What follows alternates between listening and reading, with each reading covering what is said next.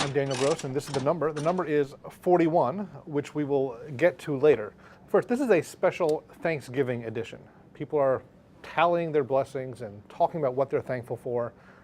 I'm thankful for the American consumer, and I think anybody who follows the economy should be. Look, business is slowing down, and America's CEOs, you know, the tough guys, the financial titans, the people who get paid so much to make tough decisions, well, they're getting a little weak in the knees. They're worried. They're worried about uncertainty in China slowing down, the continuing disaster that is Europe, and of course, the fiscal cliff.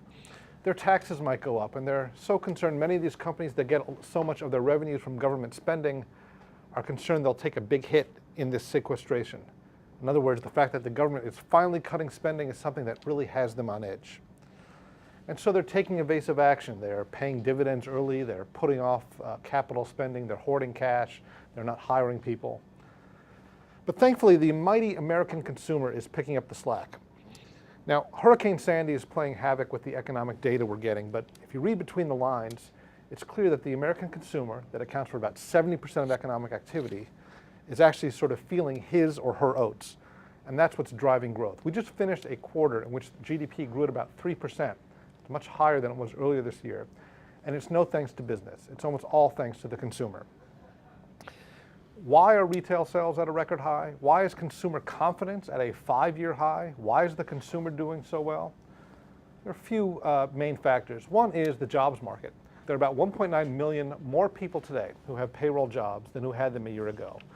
And when people are feeling good about the jobs market, they tend to spend more. Housing is a major issue.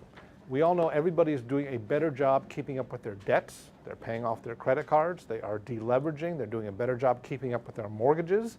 That makes people feel better and puts them in a position to spend. And we're really seeing this in the housing market as well. After several years in which the only direction was down, 2012 is emerging as the year that housing starts, home values, and home sales all started to show sustained increases for the first time in 6 or 7 years.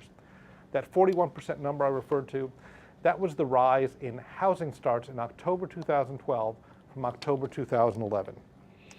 Now, consumers are both contributing to the vast improvement in the housing market, and they are benefiting from it. They're contributing to it in the sense that they are buying more homes and they are paying more for them. So the volume of existing home sales, the volume of new home sales is way up in 2012. The prices are up too. National Association of Realtors reported this week that the number of homes sold in October was up 11%, but that the prices rose 11% as well. So that's more people with more money in their pocket, and they are also essentially encouraging and commissioning builders to build far more many homes than they were a year ago. All that is contributing to jobs. They're also benefiting from housing. As I mentioned, when prices go up, people feel better about their economic circumstances, but their economic circumstances actually improve. The biggest asset that most Americans have is in their house. And so when prices go up, they start to feel the wealth effect, they feel more comfortable borrowing, and the number of people whose mortgages are underwater declines with every passing week.